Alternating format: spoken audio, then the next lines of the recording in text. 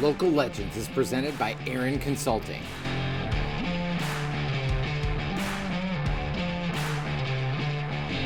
This is where high school sports shine. Real voices, real football, real stories. This is Local Legends. All right, it's the Local Legends podcast. It's a little bittersweet, Ash. We've got the state finals in the books, but another season has come and gone. So now we're 9 months away from high school football games again here in the state of Michigan. But there were some blowouts, right, in the state finals, but it's always exciting. We had a great game of D4, but it's always exciting to have the state finals. But then it's a little bittersweet because now we got a little break here. It was. And, the other thing I think for the fans across the state that was just a little bit disappointing was the NFHS kind of deal, where you couldn't see it on live TV, if you will, unless you're using the streaming service. Because I know a lot of people, I was getting text messages, people just saying like, hey, what channel is it on? What channel is it on? I'm like, man, you got to have subscription. And if NFHS, and they're like, man, I don't know. And so I think some people are still a little bit behind the times with getting in on that stuff. So, well, I don't know. I don't know if we've seen as many highlights or features from those games that a lot of people have maybe in years past. This is quite the topic. I don't know if we're going to go streaming heavy on this show today, but we probably didn't do a good enough job talking about this leading up to it, because you're right. People didn't realize it. And yes. I guess you and I knew it. So it was like, I just figured everybody knew it, but they didn't. Right. And we got to the weekend and everybody's like, why can't I watch these games? Because they always watch these games. And that's tough, right? It's streaming only. And where this really brings me is to people like my dad. Okay. Like, let me just give you for instance. Tonight, we're taping this on Tuesday night, December 2nd. Michigan State played Iowa in basketball, right? The game was only available on Peacock. My dad's 82 years old. He's about to be 83 next week. Like, he's not streaming anything. And he loves Michigan State sports. He loves the high school sports. But what you've done is you've just taken those people of a certain age and they're not available. They can't watch them anymore. Yeah. It's really tough. It's tough. And I had a good conversation with Andrew Prattley, who's I don't know what his title is now, but he was the president of the MHSFCA, the Coaches Association. Which I think he's passing that torch to Jason McIntyre at Mount Pleasant. But, it was not their doing. And I think just for so many years, it was kind of expected. Like, okay, Fox Sports Detroit, you're going to take this, or FanDuel, you're going to take this. And I think there was some Chapter 11 bankruptcy going on, and there just wasn't any money in the budget for a name TV station to take this over. And I don't know what the total cost is to put something like that out there. I don't know what the sponsorship deal looks like. I don't know how long you have to prep in advance or whatever. And how much should the MHSFCA lean into that, right? And say like, hey, we got to make sure that this is on TV. But I agree with you. It's the same thing with my father. He's not 82, but he's turning, 7 or so, whatever. And it's like, hey, well, what channel are the games on, right? And you're just trying to explain it. But when you try to explain it, it's then just like, well, I guess I'll just look up the score. But he would spend a Friday and Saturday watching those games, and it was so much fun to do that for so many years. And we used to go to so many of those games back when we were younger. So, I do agree with you. It is tough for that, for a certain generation that's not into the streaming deal yet. And what should be known about this, and this is my understanding, and this makes sense, is it does not name the whatever you want to call it, FanDuel Sports, Bally Sports, Fox Sports Detroit, Pass Sports was what it was when I was in high school. It doesn't make them money to put the high school games on there, right? They don't make any money off that because people aren't paying to advertise during those games. They're not highly rated compared to a Pistons game or a Red Wings game or a Tigers game. So essentially they would lose money to do that. It was almost like a goodwill service. This is my understanding, at least the way it was. And so you're right. It gets into a financial issue, Chapter 11, bankruptcy, and they can't afford to do it anymore. So obviously the MHSA would love to have their games on those TV, but the MHSAA isn't, forking the bill for that either. So they end up going with the NFHS. And so that's the way that goes. It is what it is. I think, I think moving forward, I do think that there's going to be a little bit stronger of a presence from the MHSFCA to make sure that it is going to be a Friday, Saturday for the foreseeable future. And I think that's going to kind of lean into the new Michigan State hire, right? To figure out hey, we can't be playing these Michigan State games on Saturday at Ford Field. All right, we want to get into that. We want to get into a little college coaching carousel. We also have state champion head coach at Orchard Lake St. Mary's Eaglets, Jermaine Gonzales, will be joining us as well. Before we get to all that, I just want to say that the Local Legends podcast is presented by Aaron Consulting. Since 2020, Aaron Consulting has helped to support high school programs, coaches, and families navigate the turbulent waters of college athletic recruiting process. With over 20 years in the recruiting space, Aaron Consulting is expertly positioned to provide guidance on the best practice to ensure coaches are educated and families know what to do and when. Contact getaaron.com today to schedule a free consultation, or by scanning the QR code on your screen to discuss how Aaron can support you this school year. Also, use code LOCALLEGENDS at checkout for 10% off your Aaron membership. And with that, we want to bring in Coach Jermaine Gonzales, the head coach of the Orchard Lake St. Mary's Eagles. Coach, thank you for being here. Hey, congratulations on the state championship. Thank you. Appreciate it. Appreciate you guys having me on. So you won it last year. You repeat. What was it harder to do? Win it the first time or repeat? For sure, I don't know. I think both years were difficult because the year before, the first year, we didn't make the playoffs. So we didn't know what to gauge or expect during the playoffs that first year. So that was a challenging with that year. And then obviously, anytime you win anything, trying to repeat it is always a challenge in itself. So. Coach, man, you guys have not only won back-to-back, but kind of in dominating fashion. I mean, I think you guys last year, you beat a very good Byron Center team who my team lost to in the first round last year, Grand Rapids Northview. And we thought they were a really good team. And I felt like you dominated them last year, a little bit. You kind of had your way with them. And then this year, a very good Dexter team.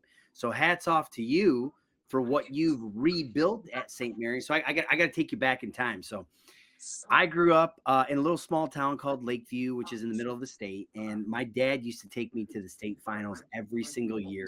And one of my earliest memories was watching your Orchard Lake St. Mary. When you were at quarterback at Orchard Lake St. Mary's and you were throwing the football to a guy named Maurice Seawright out there. Mm-hmm. Do I have that correct? That's correct. That's the guy. And I just remember as a child going like, Dad, man, who are these guys? And my dad went to Harper Woods, Notre Dame way back in the day. So, Catholic. Mm-hmm. And he's like, man, that's Orchard Lake St. Mary's. And I remember one time we were going back to Detroit and, he drove me through campus and I was like, holy cow, this place is unbelievable. So it was like always like my dream to like just see a little bit more of Orchard Lake St. Mary's. And I obviously followed the program under Coach George Porritt. And now you're at the helm, man. How does it feel to bring your alma mater, kind of bring them back to prominence? Yeah, it's surreal for me. Like I said, me coming from a small city, Pontiac, Michigan, and even going to Orchard Lake as a player in the early, the late 90s, being in a position to help other kids and help build young men. And like I said, it's a special place. It helped me out. It changed my life. And just to be able to give back is something I don't take lightly. And, just to see the boys having success in football and all the other sports too. I think we've been doing pretty good in all our sports, not just football. So we just want to keep that going. So it's a special place. All right, bring me back to Friday night. So I was there earlier in the day on Friday, but I was not there for your game. And all I've heard about since it is how many people were there. Apparently Dexter brought the whole town and then some. What was that like? Were you expecting that big a crowd? And was that like any kind of adjustment for you guys to see all those people in the stands? So they set a record, I think 11,000 people. I mean, it looked like it filled up the whole lower bowl. It was insane just to watch it. Our boys saw it. They were shocked to see that many people coming to a high school state final game. But again, we were, I don't think it affected anything. It was loud. You can tell when they made plays, you can tell they were making plays because it got real loud in that building really quick. But again, obviously you start, after the first few plays and it becomes just regular football. It's still a 100-yard field and still got to make plays and then play the game. So. When you were prepping for Dexter, obviously they're obviously very well coached. Phil Jacobs did a great job when he was at Adrian High School, and then he flipped it there at Dexter. They had a real good receiver, real good tight end, and I really liked their quarterback throughout the year. You know, ran a lot of RPOs. Man, what were you able to do defensively, like to really shut those dudes down? We knew we had to stun a little bit up front, move our guys around, because we a team that like to fly around and get pressure on the quarterback, and we knew number three, the receiver was going to make plays, and he's a big play guy. My biggest thing to my team was adversity. He's going to make plays. How do we deal with adversity? Short term memory, just play the next play, and I think the more and more we kept doing that, the more things start going our way, and we was able to take advantage of some key possessions. When you look at your run in the playoffs, I mean, man, we got to see Porter Central a little bit, as Coach Ash and I are here on the west side of the state, and they had probably the best team they've ever had. And they had some dudes. I ain't gonna lie. Number 8, 4. I mean, they look like they were they look like they were created when we see them on the field warming up. I'm like, who created these kids? And then obviously Dexter as well. So like, how are we guys just executing at a high level? How did you win these games and win so dominantly? Yeah, I mean, like I said, the boys executed. I think we had a really good game plan for both teams. With Portage Central, we knew that if we can force them to throw the ball more and stop their run, we knew we had to take the dive away. That was our number one priority all week. Take number 4 out the game. If they're gonna beat us, let them beat us on a counter or a quarterback trying to keep it after the dive. We'll live with that. So we took the dive away. Thought we did a pretty good job with that, and it forced them to get into things that they just wasn't as comfortable with doing consistently. And that's trying to make plays in the air. And we have really good defensive backs, and it kind of played to our strength at that point with Portage Central and Dexter. Again, like I said, they wanted to spread us out. I thought we matched up really well with them.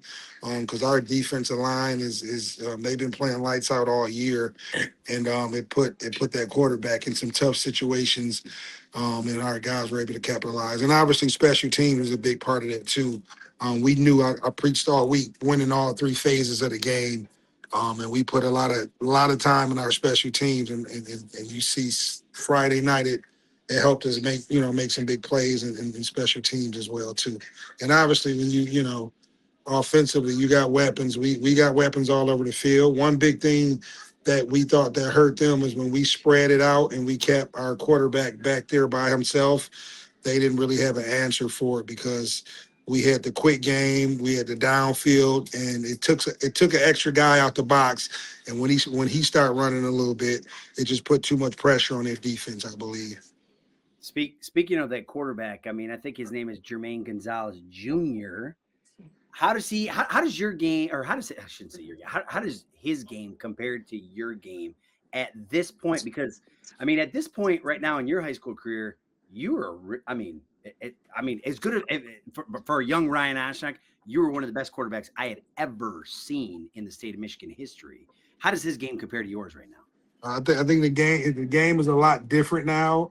I would say, obviously, it's Jermaine Gonzales. It's not Junior because I'm fine, but he'll cringe if he find out he was my bad. What him is, I would say this. I was never asked to do nearly as much as what we asked him to do from the quarterback position. I was more, I would say, protected, where it was more simple offense. We would run heavy. We made big plays because we were really good athletes. With him, we asked him to do a lot of RPOs, reading the defense, a lot of the handoffs, all that's him reading the defense and making the right decision to do those things. So from that standpoint, he's night and day from where I was at as a junior. Again, I lost it in the semis to Trenton, my junior year, and for him to take the load his first year all to himself and lead this team. I'm super proud of him and the numbers he put up. I looked at my stats, my career stats, as a senior and where he's at right now, I mean, he's pretty much right up there where I was at stat wise too, because he played a lot of football last year before he got hurt in the regionals against because he was playing it. We were doing two quarterbacks, so I'm super proud of that with him and how he just managed and led the team and got him a championship. Can you still beat him one-on-one in basketball though? He can get me now. I think I would say about 3 years ago. That's when I realized it's over with. So it was not only a really good weekend at Ford Field for your team, but your league, right? I mean, Detroit Catholic Central wins D1, and then you look at the other division in the Catholic League with Divine Child and Luma Christi both winning state titles. How much pride do you guys take as a conference in having that kind of a weekend in state championships? Yeah, I think it's, like I said, we all text each other in the email, congratulating each other, just representing the conference, and we take pride in it. It's always good to see when your conference brothers is doing well, too, and winning championships. I think it makes a strong conference, and that's what we take pride in. And we know how our schedules are set up. It works for the playoffs. We beat each other up and we get in the play. If we're first enough to get in the playoffs, we got a pretty good chance of making a good run. So, I mean, you look at De La Salle, 3-6. They got in by getting just beat up all year from a lot of good teams, and they were able to make it far. And obviously they didn't win it, but just that was pretty impressive just to make it to the semis. And Toledo Central Catholic is in the Ohio State Final this weekend. Yeah, they play this weekend, so that's another opportunity. So when I look back at the old Orchard Lake St. Mary's teams, how physical you guys were under Coach Porritt, and I mean, obviously, you saw a lot of wishbone and just kind of hitting the ball downhill, and that's kind of how it was. And then when Coach Porritt retired, it seemed like the Catholic League kind of fell in love with like some spread concepts and people trying to throw the ball around a little bit more.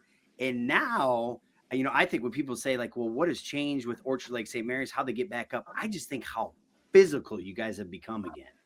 Have you felt that way? Did you kind of see kind of at the end of the Porritt era when the new coaches were coming in, like kind of change offense a little bit, and then all of a sudden, what made us really good was how physical St. Mary's is. I mean, it's incredible. 100%. Like we knew that we were going to change the offense just because nowadays, if you want to attract certain kids to come to your programs, you can't be in the wishbone. Nothing against GP. I think he mastered that, and that was his thing, and nobody can probably run it better than him. But we knew we had to change up and do things differently, but we want to still keep that same physical element to it by just spreading out a little bit more too. And we thought we think we got a good balance in preaching that and teaching that. You notice we always get back to that wishbone or that 3-back set when we feel like we need to. And to see CC do it, that reminded me of the CC of the old as well too. So it's still there. We haven't lost it. It's just we got to be strategic on how we get to it. Hey, tell us about George Porritt real quick, because I'm like Osh. I grew up going to the Silver Dome and seeing Orchard Lake St. Mary's play South Christian, play Coopersville, play whoever. And I mean, this guy, he was the athletic director, the football coach, basketball. How many sports did he coach at Orchard Lake St. Mary's? He won in lacrosse. He won 2 in lacrosse, 1 in basketball, and obviously 7 in football. So, he got a lot of championships. And, me being an AD and football coach now, I don't really plan on coaching no other sport. So, it's incredible what's going on at St. Mary's right now, because I don't know if there is a better football, basketball, baseball. I mean, you can throw lacrosse in the mix. I mean, they're elite at every single one in the state of Michigan. What, in your mind, what's going on at St. Mary's that makes that place elite? Special. It's different. I just think the kids, the environment, the kids, they just buy into the culture and just what we believe in, God, family, St. Mary's. And, it's just all around the school. And we take pride in that. And kids want to be there and want to play for the school. So after you got done at Orchard Lake St. Mary's, you went and played at the University of Michigan, right? Take us back to those days and what that was like and what kind of experience that was and how that just kind of shaped you as a coach? Yeah, just being under Lloyd Carr for my 5 years at Michigan was awesome. I thought he was probably he's one of the best coaches. Just to have that leadership with him and George Port and Lloyd Carr and at the time, you had all the other coaches that was still coming around as well too. It's a great experience for me, and I learned a lot. Excuse me. I call them charisms. Like a lot of charisms I took from him, I use in our program. Like begin with the end in mind, things like that. Like stuff I remember, and I thought it just meant the world, and to just give it back to my guys. I mean, it's copycat business, so I steal and I use it for our culture, and it works. It's funny you use that slogan, begin with the end in mind. I was a graduate assistant with Roy Manning. And I think you played. That's my roommate in college. Yeah. So Roy and I were GAs together at University of Cincinnati, and it was Yeah. every day, begin with the end in mind. And he'd Yeah. say it sort of facetiously and funny, but then he's like, no, seriously, we got to begin with the end in mind here if we're going to get this work done. And I was No, like, we believe in like the charisms, like literally, we believe it. Like, yeah. So it's a real thing. that's crazy, man. So tell me about, the future of the Catholic League here, right? So we've got Brother Rice, we've got Catholic Central, we've got De La Salle, we've got Toledo Central Catholic, and those are the five, correct? No, St. Francis and Toledo St. John's, who I think both is going to be pretty good teams the next year or two. It it feels like from the West Side, like we felt like we used to be able to compete with some of these East Side schools, and that is still where we're at right now. But I feel like the Catholic League is going from here to here. Do you guys feel that right now? Yeah, Just yeah. raising. I just think from a competition standpoint, it's one of the best leagues, not only in the state but in the country. Yeah. And that's been said by a lot of I get 50 plus college coaches come through my office come this time in January. First thing they say is this Catholic League is we seen a lot. We go around the country to look at a lot of schools, but when we look at your league, this is some of the best talent and best competition in just our league alone. So, and that says a lot when coaches are saying that consistently across the country. Yeah, and it should be just like you said, probably even better next year when you look at what's coming back. I mean, just look at your team. When you look at guys like Brandon Adams and Chad Willis and Lorenzo Barber and your son, Jermaine Gonzales, I mean, we could keep going here. Like, these guys are all coming back, right? And they've already won 2 state titles. Like, how do you keep them hungry, next year? That's the trick to it all, right? So that's what I'm working on with the new group now. I don't have an answer yet, but we have to find those things that's going to keep them motivated because really good programs don't start in August, right? The weight room program coming out this next couple weeks, and trying to get kids locked in to be on football mode right now is a challenge, but they're up for it. This 2027 class is unique and special, and a lot of those guys on our team, they actually play Little League together. So it's a relationship there, and it's family oriented, and they'll be up for the challenge. And I think doing a three-peat has only been done with George Port, 14, 15, and 16. So that's motivation for a lot of them to be the second team to three-peat. How challenging is it to build your roster in today's era? Because you've got, I mean, in Oakland County there, I mean, obviously there's a lot of options for student athletes to go to. And when Ron Bellamy was at West Bloomfield, they could go to West Bloomfield. And now I feel like now it's Catholic Central, Brother Rice, St. Mary's. Kids are choosing there. Is it tough to build your roster on a year in, year out basis? It's I mean, we don't really build our roster. We literally, if a kid wants to come to St. Mary's, they get accepted. Mhm. And we're just fortunate to have a lot of football kids who's finding interest in the school that's coming to the school. And we just develop. Like, one thing we take pride in is developing kids too. Like, we don't care where you come from, how you look. If you're a football player and a football kid and want to play, our coaches will develop you. We'll start early, and we invest. We literally invest a lot of time and all that stuff. So I got you. Cool. That's what I got. You got anything else, Ash? I'm good. No, well, here's my question for you. Why did you choose to go to St. Mary's back in the day? Because I mean, you grew up in Pontiac, you said, and Is this Pontiac. off? If this off air or on air? Oh, this is on air, right? No, the reality of it is it was some really, I don't know if you remember the Fife family, Dugan Fife, Dane Fife, and all them. Me and C Wright used to always play local ball in Pontiac gyms and stuff. They used to play in there as well too.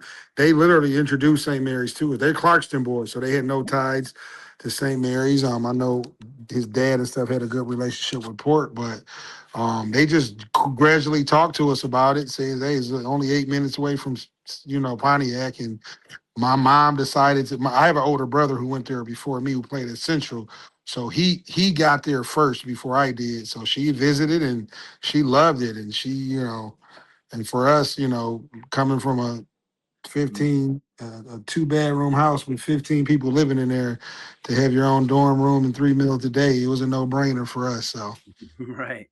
It's just great because I remember hearing the stories about, I forget the coach's name in the early 90s who helped really kind of build St. Mary's and just kind of just hitting the ground running with some of these kids, man, just Pontiac and Southfield. And I mean, kids coming from Clarkston. I mean, I'm pretty good friends with Sam Furioni, who I think you coached back in the day. And the amount of pride that people take in St. Mary's, man, I love to see it from the West.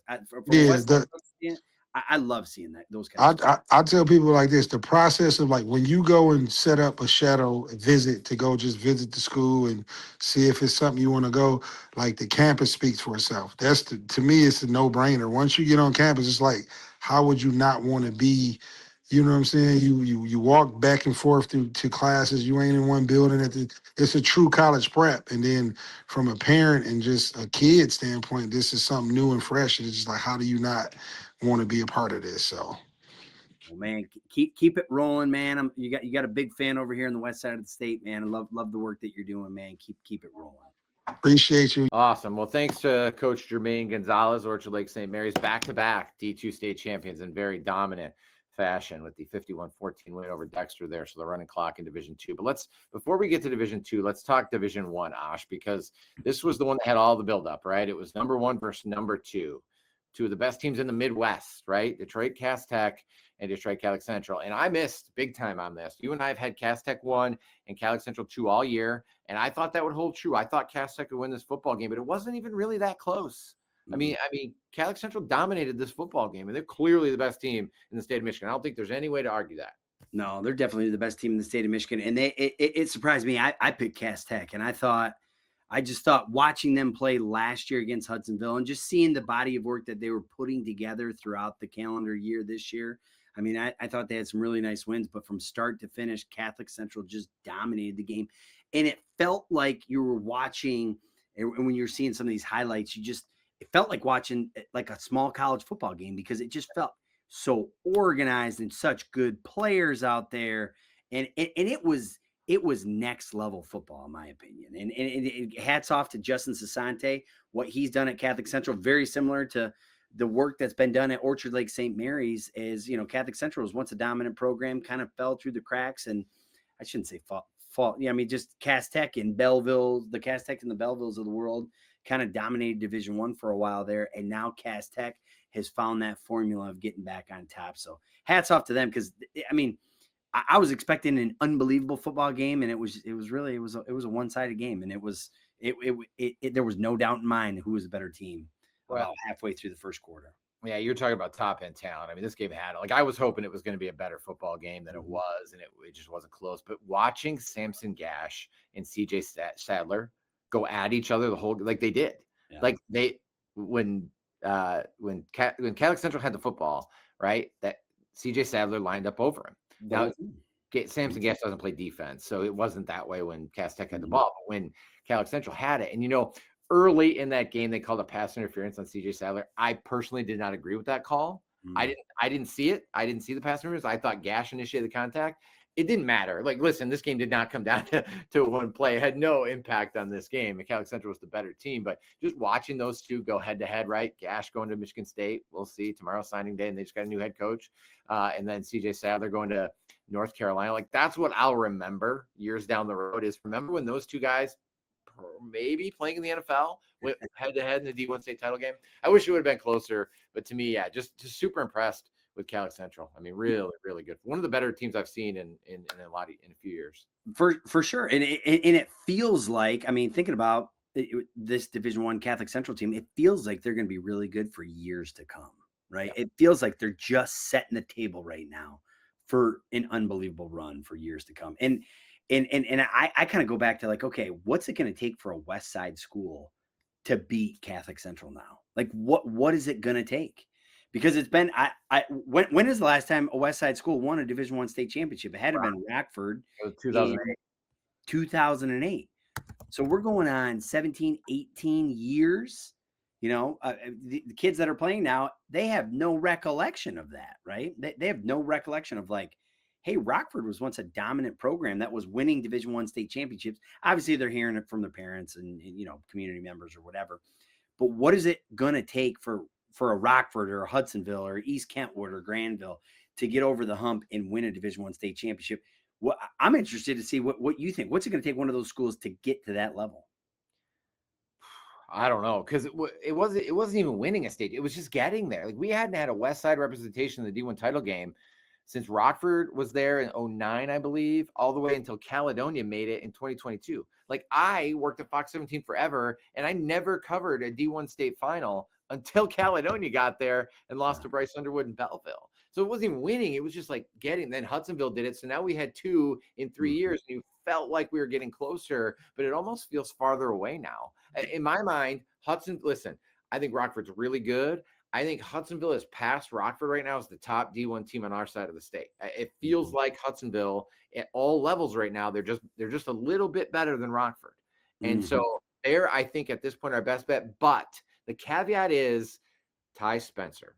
Can get it done at East Kentwood, because remember, this senior class was not good before he got there. And they were in the state semifinals this year. Now, they're not going to have Cade Kaufman after this year. So I'm not sure what the next couple of years looks like for East Kentwood, but it almost feels like East Kentwood might be our best shot. Am I crazy? And it feels like, you know, we've had a number of people on this podcast from Rod Onan, Jermaine Gonzales, and just when they talk about what the Sound Mind, Sound Body has done on the East Side, are we going to start seeing more year-round football players here on the West Side? And again, I'm not a huge advocate for that, to be honest with you. I love, like, I mean, think about Jermaine Gonzales. I mean, he was an unbelievable football and basketball player, right? I mean, you feel like you get robbed if you're just making kids play football, but that's kind of what's happening on the East Side of the state right now. Kids are just playing football, and they're training year round, and they're doing one-on-ones year round, and they're doing, you know, they're doing that stuff. They're competing year round at the game of football, and you can see the level of, you know, how much the cream is rising on the East Side of the state right now.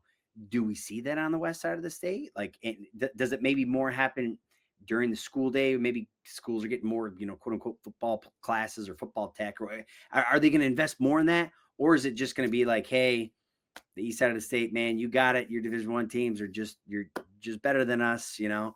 But I feel like the coaches are more competitive than that. And I think you're right with, you know, the caveat being Ty Spencer and obviously the rise of Hudsonville. Can they get over the hump? Can they do something that, like, you know, I feel like Romeo did? I think it was in like 2015 when Romeo upset Cass Tech in the state finals, and it was like, whoa, what just happened here? But it does feel like it's a little bit farther away after watching that game, in my opinion. It does. And you're right. I mean, Detroit Catholic Central is going nowhere. I mean, Duke Banta looks like a legit quarterback. He's a junior. Gideon Gash, you tell me. I'm terrible at projecting guys to the next level. I almost think Gideon Gash is a better prospect. Now, he's not as fast as Sampson, but he's 6'4". What's better, top end speed or the height? I mean, you want to have a combination of both, right? I mean, it's probably the height, to be honest with you, because the height means, and plus, you know, you can be faster than your brother. What does brother run, like 10-1 in the 100 meters? I mean, it's like, yeah, something crazy like that, right? And I mean, that's world-class speed. And if you get someone who's 6'4", who's long and athletic, he can play, almost every single position on the field at some point in time, if need be. I mean, that's what's dangerous. And I just think what Catholic Central is building, I think they're getting it. If I'm reading it correctly online, getting an indoor complex, right? Like, holy cow, and what they're investing in their student body. It just does feel like it's a little bit out of reach right now. But it's also at the same time, it's time to roll our sleeves up here on the West Side and say, you know what, let's go to work and let's figure out how we're going to do this. Totally agree. That has to be the case. You got to say, listen, let's figure it out. Let's not stop until we get it done. Correct. And the other thing is, and we've heard a lot, I mean, even from previous podcasts, like public versus private and all that. And I'll just touch on it right now. Like if you're coaching in this game to say like, oh, I've won a state championship and it's not fair that these teams are winning a state championship, I call timeout on that, because I just say, you know what, if that's the end goal, I mean, the end goal is always going to be it's going to be a state championship. But if you don't get there, that doesn't diminish anything that we're doing as coaches, right? Like it's competition. It's preparing young people to be better today than they were yesterday, better tomorrow than they were today, to figure out like, you know what, here's how you work hard to get better. And there's no reason. And in my opinion, I'm still, I see all those things on social media, or people send them to me because I'm not a social media guy, but people send them to me like, oh, public versus private, they should be separated. I'm just not there. I want to have the competition. Let's go and compete. Yeah, we posted that. You're not on social media. We posted that on the Pat Fox, and it stirred them up. And then the private schools win 5 of the 8 titles, and those people are really outspoken now, and they feel like there needs to be a public division and a private division. But some of them are willing to go, hey, let's just go opt them up, right? Up a division, have some sort of multiplier. Listen, is high school football in the state of Michigan fair? Of course not. Right? No. Life is not fair. Okay, life isn't fair. Okay, you're gonna go through your whole life, and every time something's stacked against you, you're gonna like just stop and petition to change it to make it fair. Like, you just have to figure out your way. Figure out your way. And so I feel like you're better off for competing against somebody who has an unfair advantage against you, because you're probably going to do that quite a bit in your life. No question. All right, Division II, Orchard Lake St. Mary's. We covered it mostly with Jermaine Gonzales, great guest here on our show. I don't know if there's anything else you want to say. What really stands out here is just all the people that showed up for Dexter, I think, and then the dominant fashion of Orchard Lake St. Mary's, and what's going to keep the Eaglets from winning 3 in a row. I mean, honestly, we've heard all about this 2028 Brother Rice class, so they'll be juniors next year. I mean, they're total talent. Coach Marshall, obviously a state championship head coach.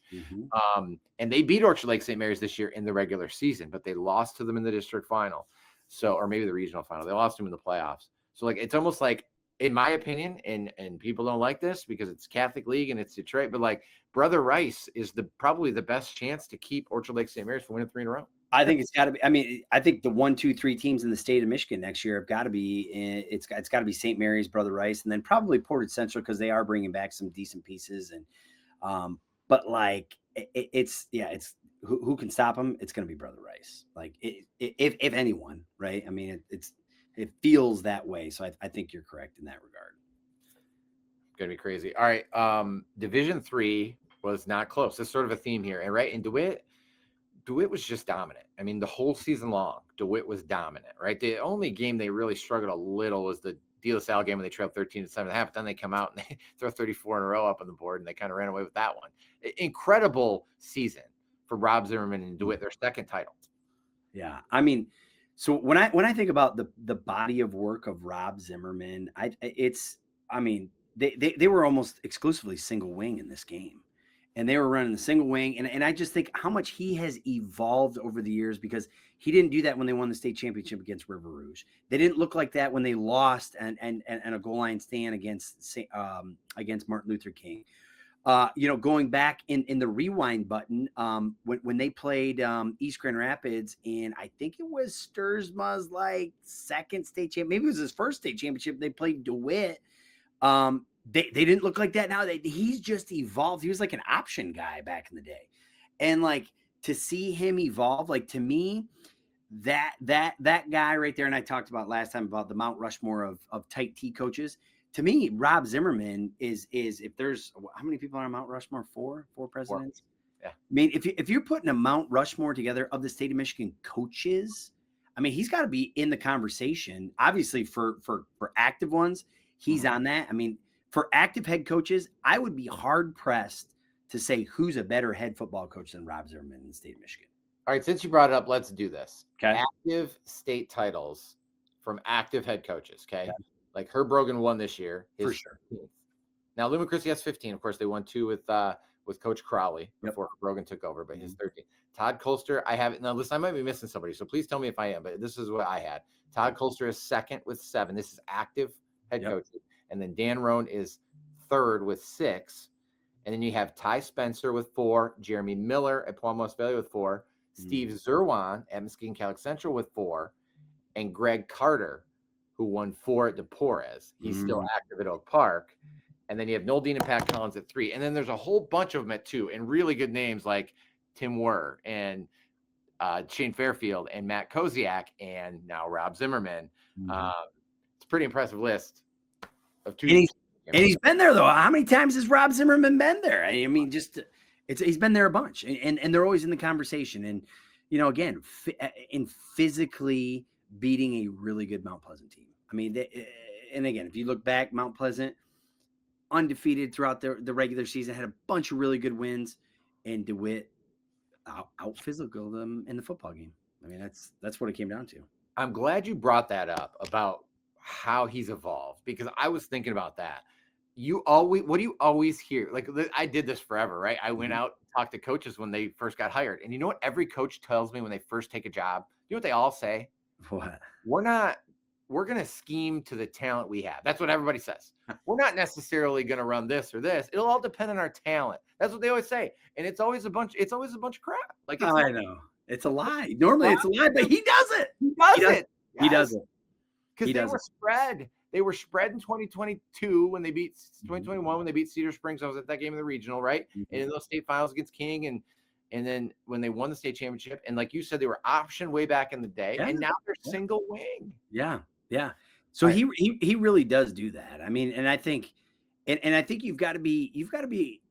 Obviously, you've got to be an unbelievable teacher of the game of football to be able to do something like that, because you can't just say, well, I'm going to be a single wing team, and all of a sudden 1 week later, like, you're good at it. And obviously he's toyed around with those elements throughout the years, but to invest like he did this past year, I mean, obviously he's been studying that thing forever. I mean, and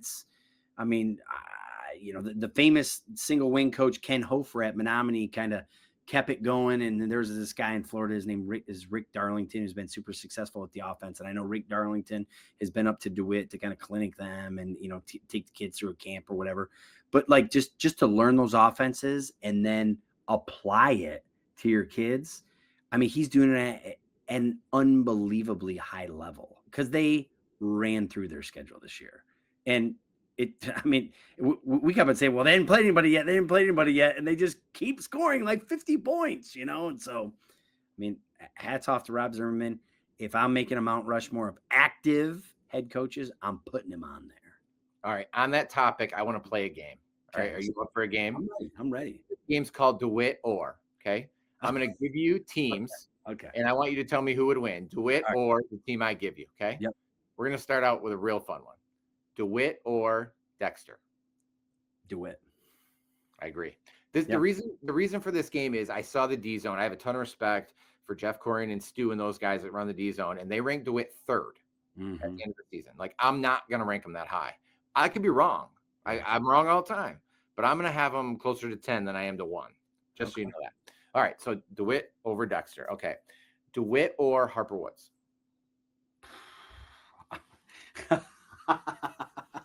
You know, I'm a Harper Woods lover, man. I'm going Harper Woods. What about you? I will have DeWitt ahead of Harper Woods. Okay. I will have DeWitt ahead of Harper Woods. DeWitt or Grand Blanc?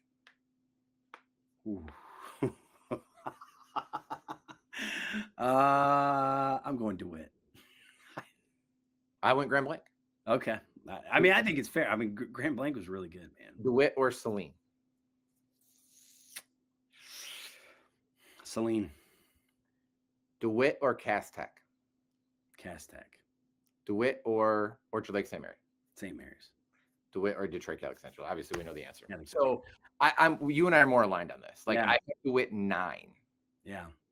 But I don't think most people would have them that low. Here's my question. Yeah. There is obviously, like, if I was king for a day, like, I would like DeWitt to play some of these top end, like D1, D2 schools in this regular season, because it'd be fun, because they're that good. And I'd like to see what happens, but they don't. And it doesn't matter. They don't need to, because they just won their second state championship playing what I would call not a great schedule. My opinion, it wasn't a great schedule. Doesn't matter. They did what they set out to do. They won the state championship. Yeah, they did. And they have, and they have scheduled, I think they played Catholic Central a couple of years ago. I think they lost a close one to Detroit Catholic Central, but yeah, you're right. I mean, they do a nice job. I mean, you can't fault them, man. I mean, but yeah, that's an interesting DeWitt or that's a good one. So I have DeWitt 9 in my final statewide rankings. 9. That's not going to go over well. People will be not happy with it. But I'm a strength of schedule guy. That's what I am. Yeah. So sorry. Yeah. 9. I have. Where do you got Divine Child? You didn't throw them out there. I have them 10. They actually I should have done them, but I didn't want to. We're already going to get long in this episode. We haven't even got to college coaching yet, so all right, we're going to get long. All right, D4. So this was the game of the weekend. Like, it wasn't even close. This was by far and away the best game of the 8. I was very fortunate to call this game with Tom Kendra. 96 won the game. Man, what a game. I don't know how much of it you saw. Divine Child wins by a point, 23-22. And I said this on the radio. Did you see the game? I did not, no. Okay. Well, then I'm not going to say what I said on the radio, because it'll make me look like a real jerk if I don't have you to call me out or agree with me. Let me just say this. I don't know if State Champs has given out Mr. Football yet. Marcello Vitti has my vote, okay? If I was voting, listen, I know Samson Gash is amazing. I know CJ Sadler's amazing. I would vote Marcello Vitti, because this is what I want to tell you. You look at the stats 10 years from now, 15 years from now, and you're going to say, oh, Marcello Vitti had 120 rushing yards and a touchdown. Like, just whatever. I mean, I have not seen an individual performance in a football game like that in a really long time. Okay. Everybody wants to talk about the Unity Christian fake extra point too. And I know Craig Tibby's upset at himself. He wants a do-over. I get that. But, like, to me, the play that won that game was the Divine Child 2 that put them ahead 23-16. And in that play, Marcello Vitti caught the pass in the flat. And at the 5-yard line, there were at least 5 Unity Christian defenders that had him. He carried them all into the end zone. 6 foot 190, Ash. He carried 5 Unity Christian defenders into the end zone on a 2-point conversion, and they won by 1. I mean, it's just following Divine Child from afar and the comments that he makes publicly. I mean, I feel like he's a no nonsense player. I've seen his highlight tape. I've watched enough Divine Child film to know how good they really are, and they're good because of him, right? I mean, without him, they don't win a state championship. Without him, they're not in the state championship. And I know you could say that about a lot of players, but that dude, he just feels like a warrior. The way that he just seems like it's a no nonsense approach to playing the game of football. The love of his brothers and cousins that are on the team, and the love of his brothers and cousins as his teammates.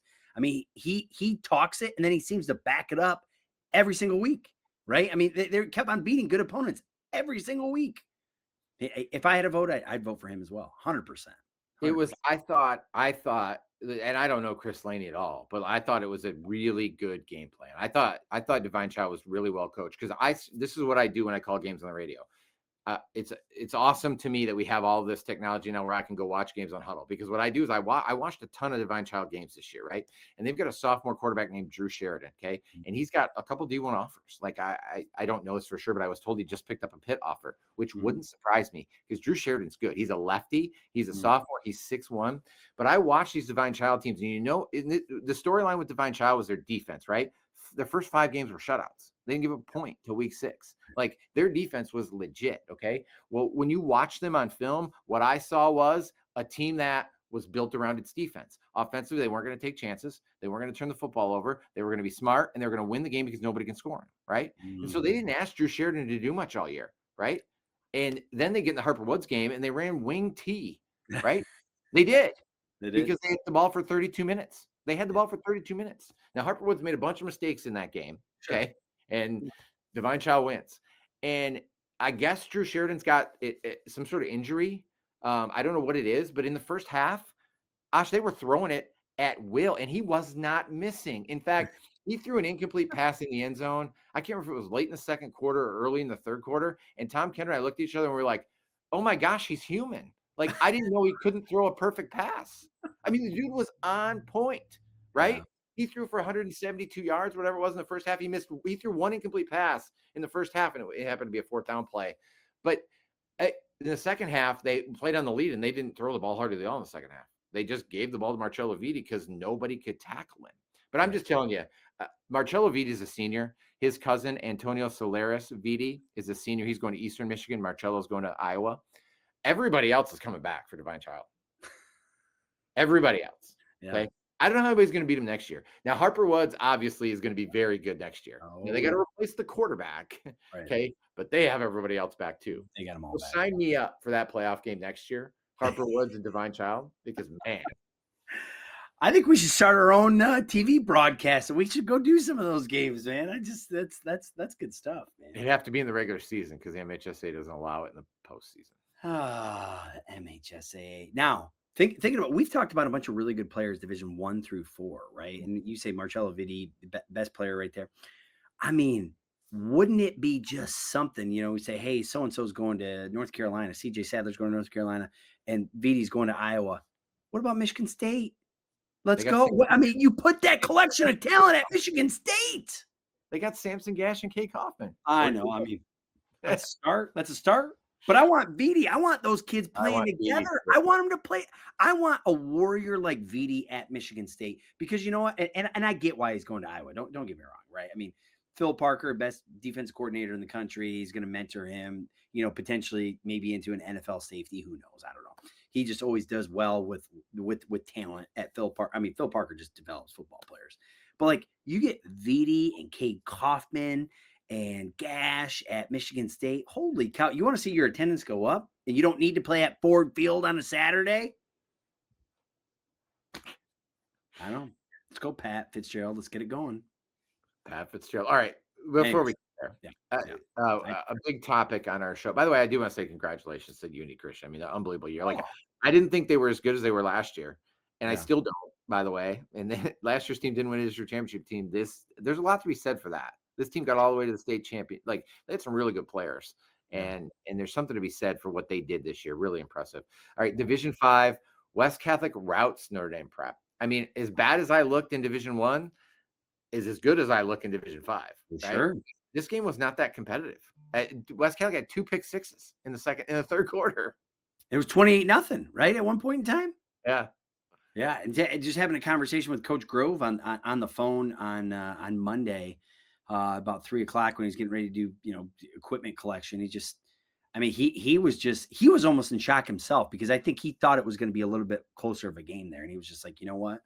We played well, and they ran the football as good as they had done all year. And when you can do that in a state championship game, and I've never been a head coach in a state championship game, but it's got to be a really good feeling when you can run the ball against an opponent kind of at will a little bit. And they were squirting them out there. So hats off to West Catholic. And I was wrong. I picked Notre Dame Prep. They got it. Think about where Landon Grove is right now. He has 2 state championships. He's been a head coach for 5 years. I don't know how old he is. He's not 30, I don't think.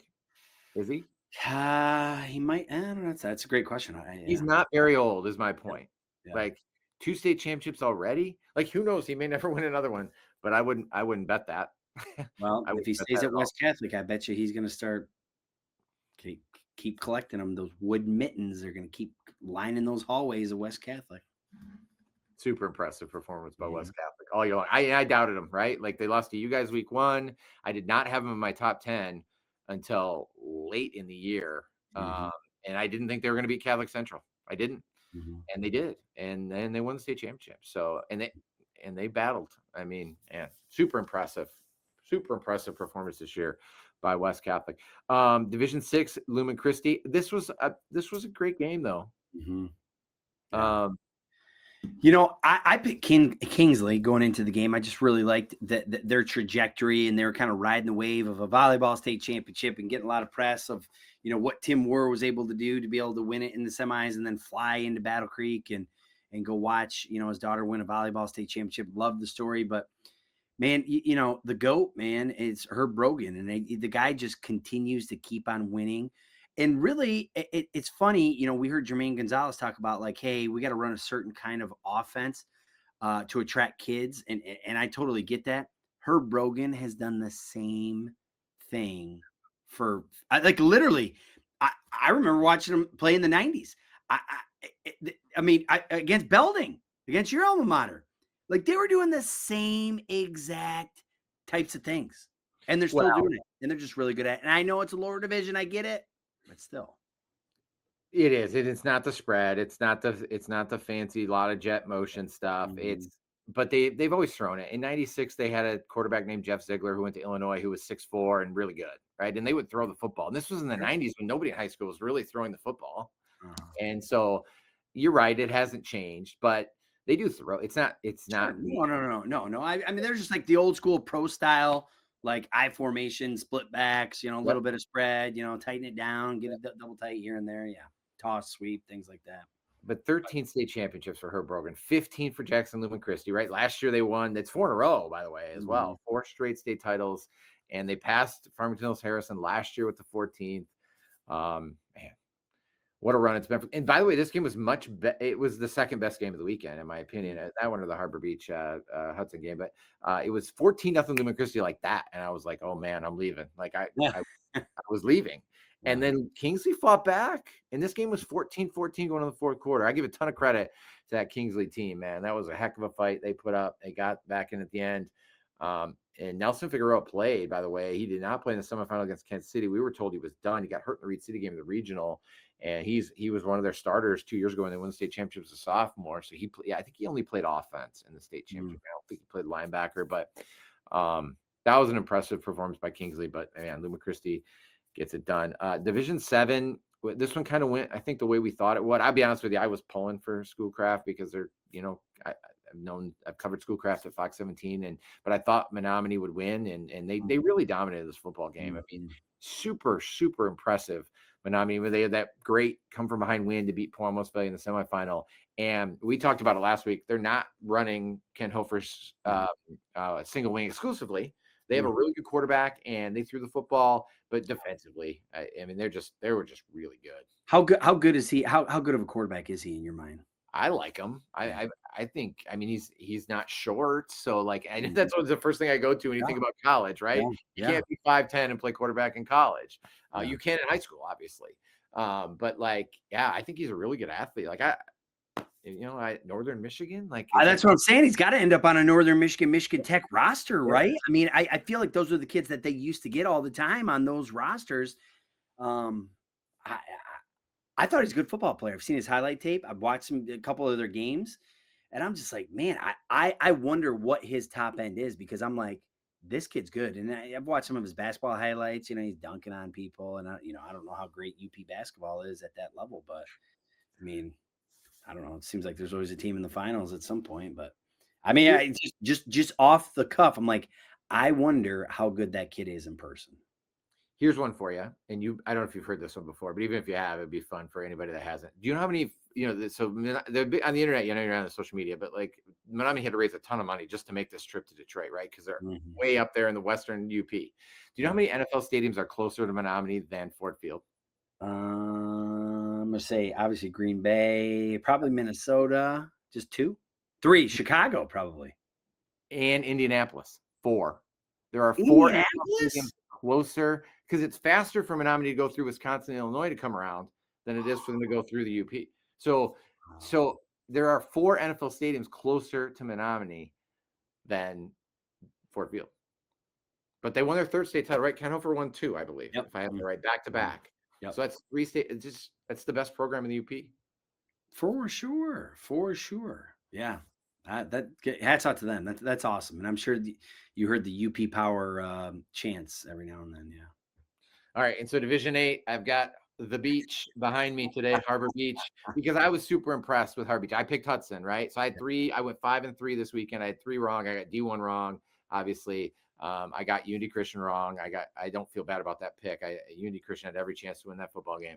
And then I got this one wrong because I thought Hudson would win. And if I'm being honest, I picked Hudson because they had the easier draw. Like I knew Harbor Beach was going to have to beat Beale City in the regional. And to me, there were 3 teams that had a chance to win a state championship in Division 8. And they were Hudson, Harbor Beach, and Beale City. And Harbor Beach was going to have to beat 2 of them to do it. And they did. And they were so impressive. Let me tell you what was most impressive. I saw quite a bit of this game right before the Unity Christian game. Like both of these teams obviously want to run the football. They're a power formation, Yep. you know, no wide receivers. They want to run the football, right? Well, they're 2 great defenses. Yeah. So it wasn't easy to run the football. The difference to me was Skylar Cruz, number 80, the tight end for Hudson or for Harbor Beach. Like when Harbor Beach had to throw the football, like that dude could go get it, which you don't often see out of a team that doesn't like to throw it much. And I was just super impressed with Skylar Cruz. In fact, I started searching him up, like, where's he going to college? Because I think he can play in college. Like, give me a guy that can go get it. Yeah. So anyways, just Harbor Beach's second title, right? So 2012 and 2025. So that's kind of the theme this year was like everybody won their second title. The Menominee got their third. But that for that coach at Harbor Beach, that's his second, same coach as 2012 when they won it. So 13 years in between. But I'll tell you, this was an impressive group. They brought it home in the thumb, you know, forever. I used to think Harbor Beach was on the west side over there by Petoskey, but that's Harbor. No, I'm sorry. What's the Harbor Springs, right? Yeah. But have you ever been to Harbor Springs Stadium? It's amazing. No, is it? Well, when I was there, they had grass, but now they've put in turf. But it's like this amphitheater, and it overlooks the lake, and it's like a big amphitheater, and it's so cool, man. They only have the bleachers on one side. Oh, I got it. Sits down in it like it's like into a hill. It's you gotta check it out. Yeah, okay, I definitely got to check it out.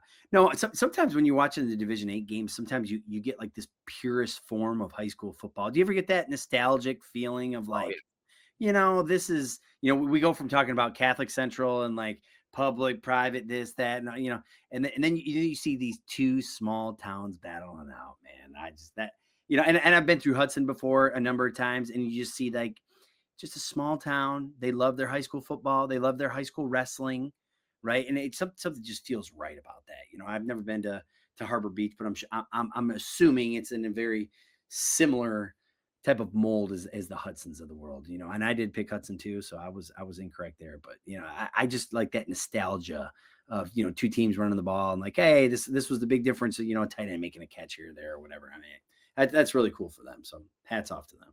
I was actually saying this weekend, I was like, the D8 game was my favorite to cover because so I was there for all 4 Muskegon Catholic Central titles when Steve Zerwan won them there in the mid 2010s. And it was 10 o'clock in the morning on Friday. There's not a ton of media there. There's not a ton of people there.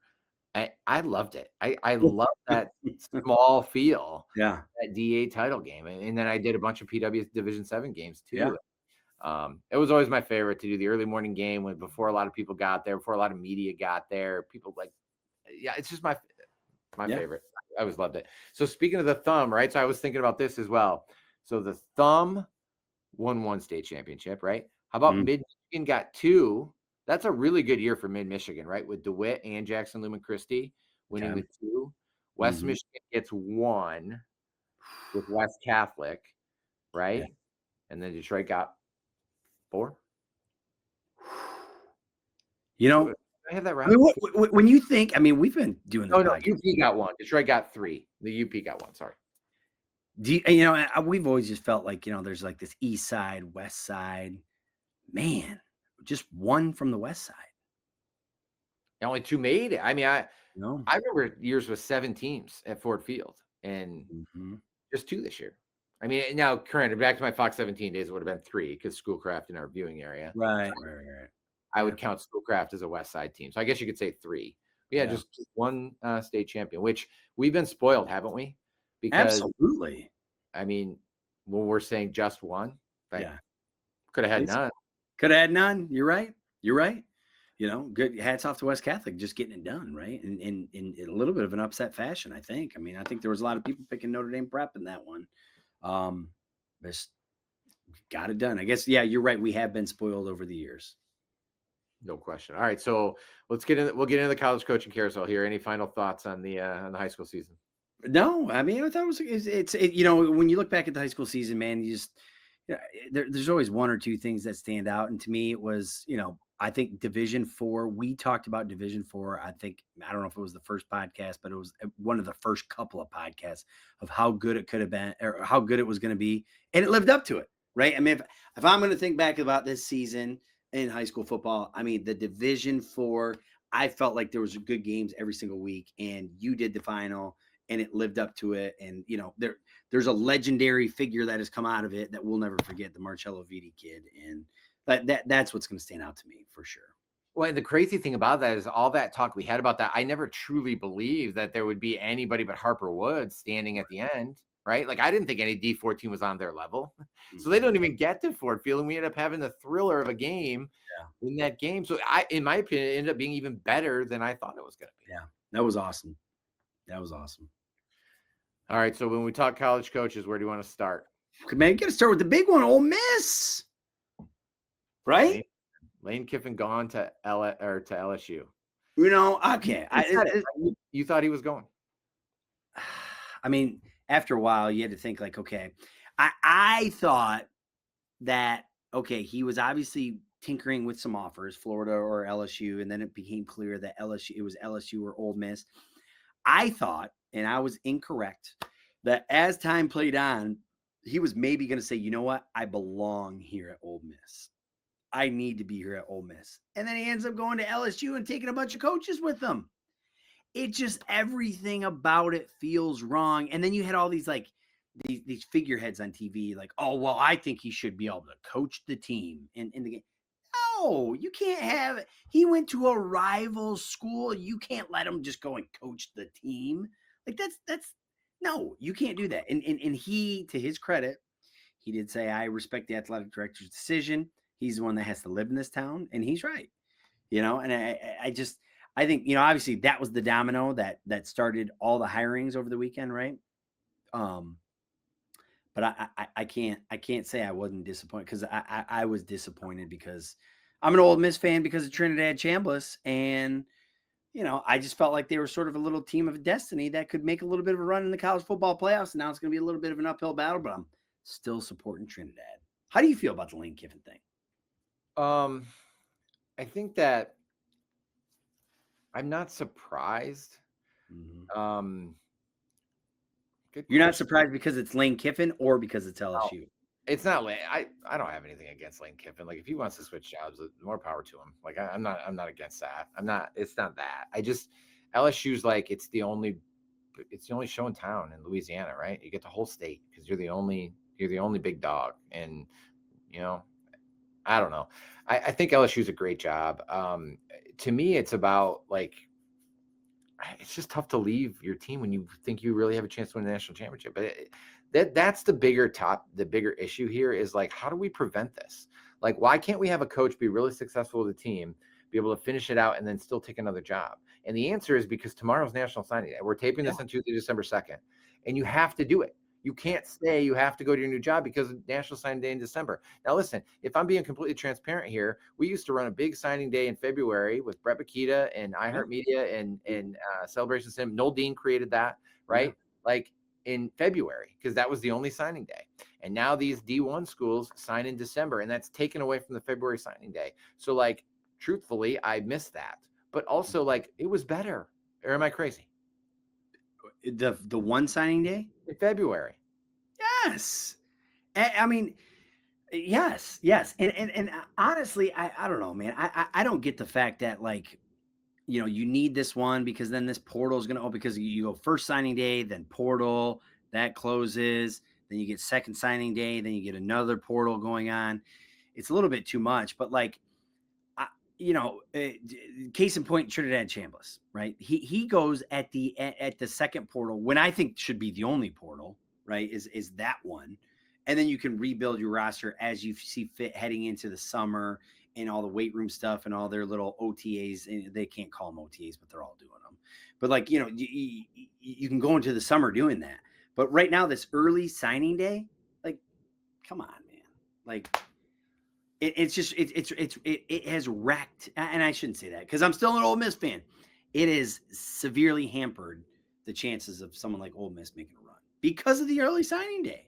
But wouldn't it be cool if they still did it? Still let him coach? No, if they still like made a run. What if they win the national championship without Lane Kiffin?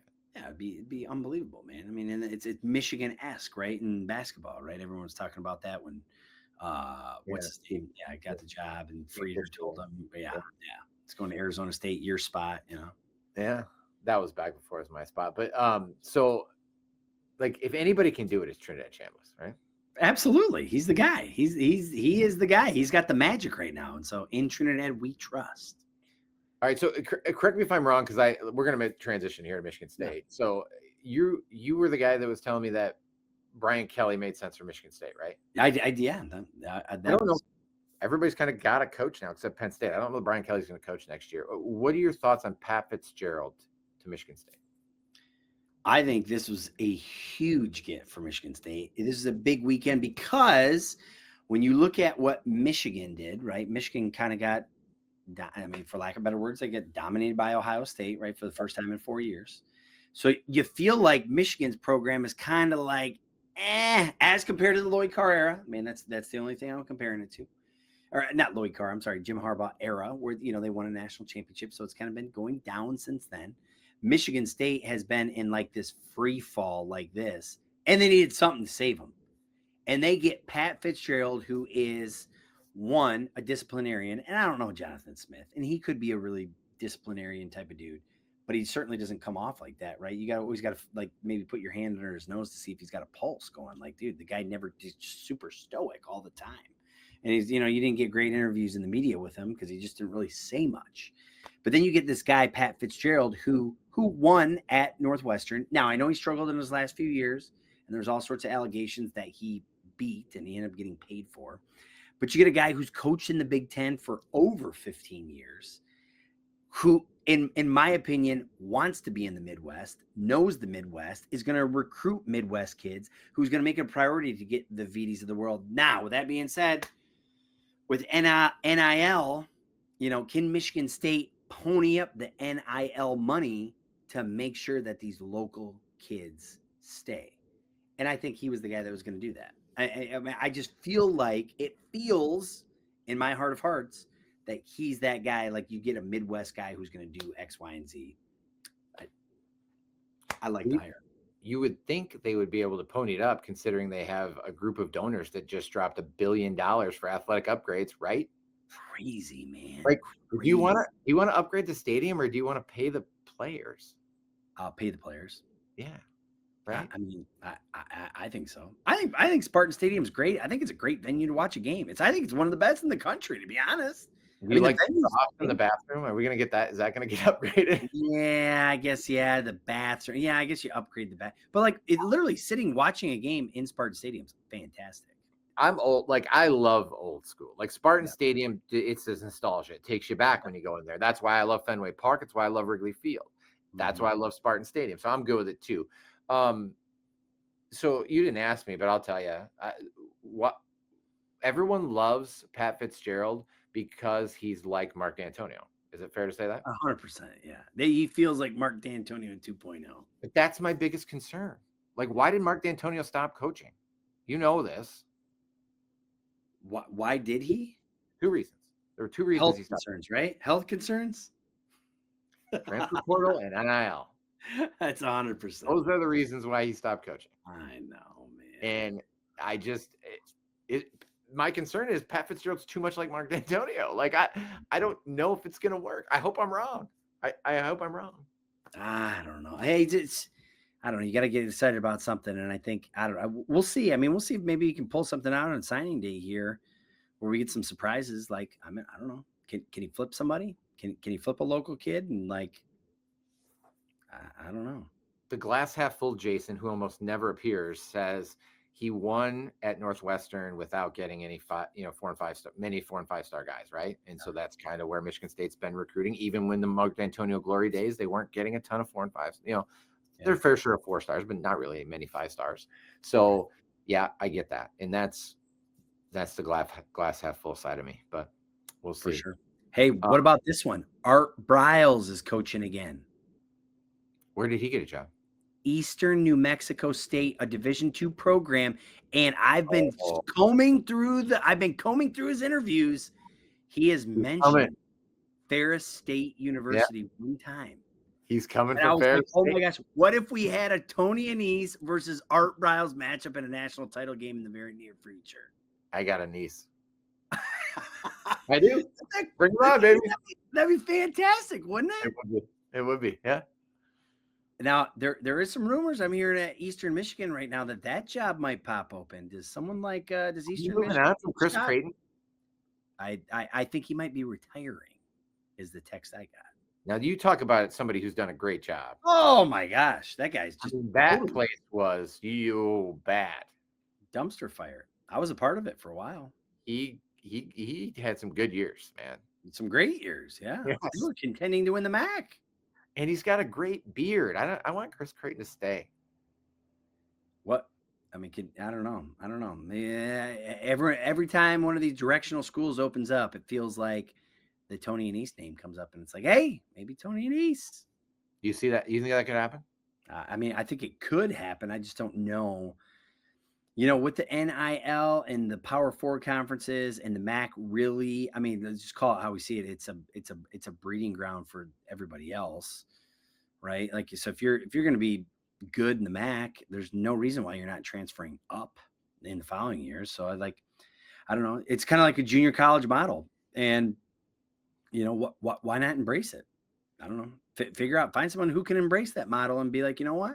We're going to figure out how to get these guys good for, 1, 2, 3 years and let them transfer up. And we're going to do it with a new set of kids. And I'd love to see it.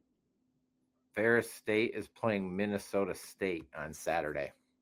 And they'll get a victory again. I mean, they beat Ashland, convincingly. They beat Northwood convincingly. Number 1 team in the country. Did you watch Coach? Did you ever watch Coach when he was the coach? Yeah. Greg T. Nelson what was his name on the show when they coached Minnesota State? He's at Minnesota State, though. Yeah. Craig T. Nelson will make an appearance at Top Taggart Field on Saturday. Well, that's hilarious, man. All right. So can we touch on the college football playoff rankings really quick? Because I got a couple things on this that I just got to get off my chest. Okay. Number 1, did you see him?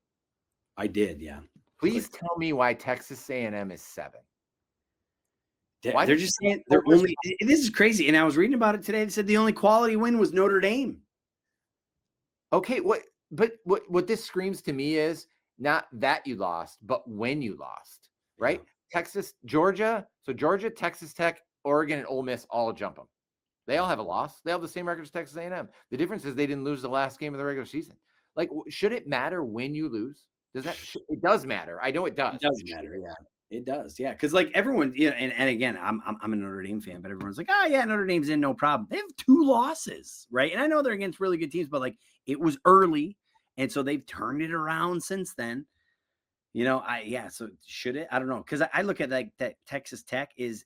I mean, if Texas A&M was playing Texas Tech, I think I'm going with A&M. To be honest with you, I think they're a better team. I wanted them to be 4-5 so that they would play in the playoff. I want to see that matchup. So I'm okay with Texas Tech because their one loss was to Kenny Dillingham in Tempe, but they played without their quarterback in that game, right? So I'm gonna give Texas Tech a pass. I'm gonna go ahead and let Texas Tech and Georgia jump Texas A&M. But I want Texas A&M 5. Oregon had one good win. They had the same as Texas A&M. Their loss happened early, right? Oregon's only good win was Washington or USC. I guess you give them USC. They beat USC and Washington. Yeah, but I don't know. Yeah, that's tough, man. That's tough. And then, and I don't know. I mean, I see Miami as a playoff team. I do. I think their roster's legit. Yeah, that's where I wanted to go next. I love this. So let's talk Notre Dame, Miami. Your Notre Dame Fighting Irish. Do you know what's great about this? Obviously, they have the same record, right? Yeah. They played in the regular season. Yeah. We won, right? Mm-hmm. And Miami won the game. Yeah. Well, right now they sit with the same record. Notre Dame's 10, Miami's 12. This is East Grand Rapids Lowell. That's what it is. It's East Grand Rapids Lowell. Like, Ash, just pretend they hadn't played. Who's the better team right now, Notre Dame or Miami? Miami, honestly. No. Have you been watching Notre Dame? I have been, but but who have they been destroying? Like, tell me their quality wins. Like Pitt. A team that's like, well, we don't even really want to play Notre Dame. They beat USC, which is always a good win, but I feel like USC hasn't won anything in the last 15 years. They haven't been relevant. All right, right? you killed my buzz. You killed my buzz because Notre Dame is East Grand Rapids and Miami's Lowell. Because Lowell and East Grand Rapids played in week 1, and Lowell won by 1,000,000. And then at the end of the year, I watched them play, and I thought East Grand Rapids was better, so I ranked East Grand Rapids higher, even though Lowell won the football game. Here's the difference in So college. Miami's going to make a run like Lowell did. Yeah. In college football, is it better team or most deserving? Who should get in the playoffs? The most deserving? Because Miami's more deserving than Notre Dame. For sure. They beat them head to head. Or is it the best team? In my opinion, Notre Dame's the best team. That's where I was with East Grand Rapids Lowell. The difference in high school football is 32 teams get in each division. So East Grand Rapids and Lowell were both safely in, and it would have been settled on the field. They both lost to Mount Pleasant. Now, one of them was down a score in the fourth quarter. The other one was down 35-0. But they both lost to Mount Pleasant. Anyways, in college football, this is the conversation. Is it most deserving or best team, right? Because Florida State was deserving when Jordan Travis got hurt, but they didn't get in because without him, they weren't one of the best 4 teams. And if I was reading some crazy articles about people saying like maybe Ole Miss drops down because they lost Lane Kiffin and Charlie Weiss Jr., which you say he's now back. He's going to call the offense in the playoffs, but I don't know. It's probably best team, That's why it's even crazier that A&M fell behind Ole Miss. Like, what are we doing? I don't know. So Ole Miss beat Oklahoma, right? Is that their best win? What's their second best win? Well, I think, I guess it's Oklahoma. They beat Oklahoma. They lost to Georgia. They beat LSU. LSU. But LSU didn't. Beat Florida. I mean, I don't know. I feel like SEC wasn't as good this year as it has been in the past because I feel like Texas A&M, like, oh, who have they beaten? They, in the SEC. So how are you feeling about your Fighting Irish right now, sitting at 10? Because that's a tough spot to be. Because what we know for sure is one of the group of 5 is getting in, right? And then if Virginia beats Duke, Virginia's getting in. And if Virginia loses to Duke, maybe 2 group of 5s get in. Like Notre Dame's right on that bubble. Yeah. Well, so what's going to happen? Like, how far does Ohio State or Indiana drop after the Big Ten championship game? It shouldn't drop at all. In fact, I wouldn't play any starters. That game means nothing. I know the game means nothing. They're both going to be top 4. Winners number 1. Losers going to be top 4 and get a bye. But let's say Ohio State blows out Indiana. They're still top 4? Indiana? Yes. That's the question. Is Indiana did not play a good schedule. I know. I don't think they're top 4 then if they get blown out by Ohio State. They had a great win against Oregon, and they won that football game, and I thought it was a really good game. Gosh, Oregon's 5. They're not falling past Oregon. So that's top 4. But that loss was early for Oregon. You think Oregon will jump Indiana if Indiana gets blown out by Ohio State? Yeah. No way. I don't know, man. I do. I think they're going to. I'm just telling you, man, this whole selection thing is nuts, man. It's nuts. And like the crazy thing is like current sitting ADs are like helping do this, which I think is crazy. And they're like changing too, right? Didn't the it up like stop? Anyways, so by the way, that brings me back to you talked about Michigan and where the program's going, and I didn't get to respond to that. Like, dude, Ohio State's far and away the best team in the country. Like, in my opinion, no one's on their level. Yeah. Like, you can't get. I get it. I'm not in this Ohio State-Michigan rivalry. I have no dog in that fight. But like, it's a little hard to go. Michigan, you're not where you need to. I mean, Ohio State's like this. I'll be shocked if they don't win the national championship. I think they're going to beat Indiana by 2 scores at least. Yeah. I don't know, man. I feel like I'm hearing some things out of the Maize and Blue contingency that are like, wow, is Sharon the right guy? Are we doing the right thing? Are we paying the money in the right spot? But I think they're restless about Bryce, right? I mean, they want to see more passing. Yeah, they want to see him running, and they want to see him throwing it more. Like that's what people want. Like, that's really hard. Like that dude's gonna get better. 100%. But yeah. I mean, who would you rather have quarterback in Michigan, Trinidad Chambliss or Bryce Underwood? Bryce Underwood. Oh. You're asking a diehard Michigan State fan. What if next year Trinidad Chambliss gets another year and he goes to Arizona State? How good can Arizona State be? That'd be awesome. But is it What if he gets an extra year? Where's he going to go? I mean, he's going to the draft. Why would he go to the draft? I would go to the draft, but yeah, I don't know. Who knows? I don't know. I'm just throwing it out there. I like what Kenny Dillingham's doing out of Arizona State. I think they're going to be sneaky good for the next. Why did nobody go get him? Like, I get it. He's an Arizona State alum, but like, dude, go get that. Go just throw the truck. Throw the bag at him. Yeah. At what program would you like to see him at? Michigan State is where I would have liked to have seen him at. Yeah. Anywhere, like Penn State, Florida. I don't care. Go get him. Like, I feel like Penn State should be doing that. I don't know. That's a great question.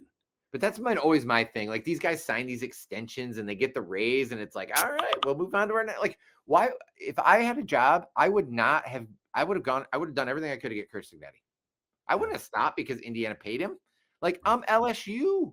You can come make that at Indiana, or you want to come to LSU and make that. Like, I don't know. Maybe that I have no like intel on what goes on with that kind of stuff. But like, I would not have backed off Chris Signetti if I was any of those places that had openings. I wouldn't have. That's me. Seems strange. He's strangely loyal to Indiana right now. Oh, and maybe he is, and that's we don't see that as much these days. But I appreciate it. So then, what happens when Kalen DeBoer takes the Penn State job? Lane Kiffin goes to Alabama before he ever coaches the Philadelphia. Boy, he would love to make enemies, wouldn't he? Oh my gosh, that's what I'm saying. Maybe Signetti goes back to Alabama. Oh, was he there before? I think he was on that famed coaching staff of 2015 at Alabama for a year or something like that. I keep waiting for Dabo to go back to Alabama. I could see. You know what? I could see Dabo going there. Yeah. Okay, so there was one more high school topic I wanted to talk to you about, and I'm really mad at myself that we didn't do this earlier. So clearly, Detroit Catholic Central is number one, right? But like, is number two cut and dry? Is it just it's just Cass Tech? Like, I think Orchard Lake St. Mary's number two. Me too. You agree? Too. I do. Let me ask you this. If Jermaine Crowell doesn't get suspended at Belleville, and you have a Belleville Catholic Central, like rivalry brewing, is that good or bad for high school football? Well, the problem is they're so close geography. Like, they'll never be in a state final unless the MHSA really, right? Like, they were gonna play in a regional problem, right? Yeah. I don't know. I mean, Coopersville played Zeeland West in the finals one year, and thus we have snooze to you. So, is that bad? Seriously, is it bad? Like, I do wonder that. Is it bad for Jermaine Crowell? And I get like, and okay, I didn't read all the fine details of why he was actually suspended. Like, kids use an address here, there, what. But if we see the buildup of these private schools, right? Because it does feel like an arms race with the private schools in the Catholic League. Like, they do feel like, I feel like they're moving on up. Like, is it that bad to have a Belleville out there? I mean, they're there anyways. I mean, it's no longer Belleville because Jermaine Crowell is not there, but there are public schools that are doing that. I mean, that's our whole ground we're standing on with this. Are there not? Do you not think that? Yeah, but do we have the? Yeah. You're right. I just feel like, I don't know if we're seeing it as much now at these public schools as we are at the private schools, because I know there's roster building, and I just call it roster building because that's what's happening. Like, they're building rosters. It's a tricky subject, in my opinion. You probably have a lot more knowledge on this than I do, because I've never like been in the locker room or been like a part of one of these teams. But like, I don't know how many of these head coaches are going out and picking up kids and driving them to school and all that stuff. But like, when you win, okay, consistently, the program recruits itself, right? Sure. Kids are going to Cass Tech because they're good at football and they want to play in college and they live in Detroit, right? That's why they go to King. Like, and that's going on. Donovan Peoples-Jones drove in from Southfield every day. That's my point. That's not exclusive to the schools I just mentioned. Like, that happens everywhere. You don't think? And listen, I'm not trying to like. My point is, this happens everywhere. You don't think people are moving into Rockford because they want their kids to play athletics at Rockford? Like, Rockford's good in every sport. For sure. Yeah, for sure. Like, I mean, that I'm not saying Rockford's going out and actively trying to get these kids to move in their district, but these people move into these districts. DeWitt, I mean, everybody that you're moving to these districts because they've had success. Or am I way off base with that? They're moving or they're doing schools of choice, right? Yeah. I mean, if it's a schools, I mean, and there's very few schools, districts that do not accept school of choice students at various levels, right? Like, I And mean, let me be clear, they're making these decisions between 8th and ninth grade. I mean, that's when that for decision. the Nobody, most, nobody has to sit out. So you make the correct. decision when you go from middle school to high school, what high school you're going to go to, and that's Right. just where we're at. And we can like it and we can hate it, but That's it's where we're at. And that's where the country is at, honestly, with this. I mean, I mean, this is not a unique situation to the state of Michigan. I think the state of Illinois is trying to hold on as long as they can with like all this. They don't have school choice, to my understanding, in the state of Illinois, and that's why the private schools just really dominate those bigger classifications. But yeah, it's just where we're at. Yeah, I don't know. Yeah. I just, the whole, some of the whole public versus private conversations were intriguing to me, talking to coaching buddies in this past week. So that's why I brought it up. Good stuff. All right, Yeah. so we should probably make some sort of announcement as to what our plan is. And even though I don't think we really know what our plan is, but we're going to keep doing podcasts, even though football's over. Correct? Absolutely, yes. We got to keep getting coaches out. I think our coaches' interviews are as good as anybody's ever done in the state of Michigan for high school coaches, seriously, to promote their programs. I mean, we brought from the beginning, Jake Weingart's over to this side of the state, or what Dan Roan's doing at De La Salle, or people got to see Rod Oden, what he's doing at Harper Woods, and now Jermaine Gonzales, and we saw Brett Sandy. I mean, it goes on and on. It was at Landon Grove, and man, I think those coaches' interviews are super dynamic, and I think that people do like to listen and hear, like, what are other people doing, And maybe people will be wanting to come on our podcast now that the season's over, because man, did coaches really struggle the week after they were on our podcast. Pat Fox. I mean, it was a lot of coaches. It wasn't just the Pat Fox thing. No, every week. Hennigy won. He won the week after he was on. Yeah. I think Todd Colster won the week after he was on Landon Grove, and that might have been it. I think that was it. That was it. If you were on our podcast, you generally did not do very well the next week. And we take full responsibility. Sorry. All right, so we're going to keep doing interview coaching. Keep going, man. Yeah. I do want to say high school boys basketball it started technically Monday, December 1st. We're recording on Tuesday, December 2nd. I do want to talk some basketball. Can we do that? Absolutely. In future podcasts. Yeah. I'll start leaning into my basketball knowledge for sure, because I think it's going to be a good year in West Michigan basketball, honestly. You go to all the Northview home games, don't you? I always see you there. Not all, but I've been to many. Yeah. I mean, Northview's going to be really good this year. I mean, I feel really good about Cam Ryans and what he's doing. And I think Cam Ryans is going to just take that next step and being truly a dominant basketball player this year. I really do. I mean, I think he's going to go down in like the Grand Rapids legendary conversations. I mean, he's like determined. What? Right? Can you go down in those conversations if you don't win a state title? You got to win a state title to do that? No, I don't think you have to win a state title. It's hard to win a state championship in basketball. There's only 4 classifications. It is. Yes, it is. I mean, it's tough. I don't know. Are there any West Michigan teams right now that you say, I think they can win a state championship in basketball? Rockford's loaded.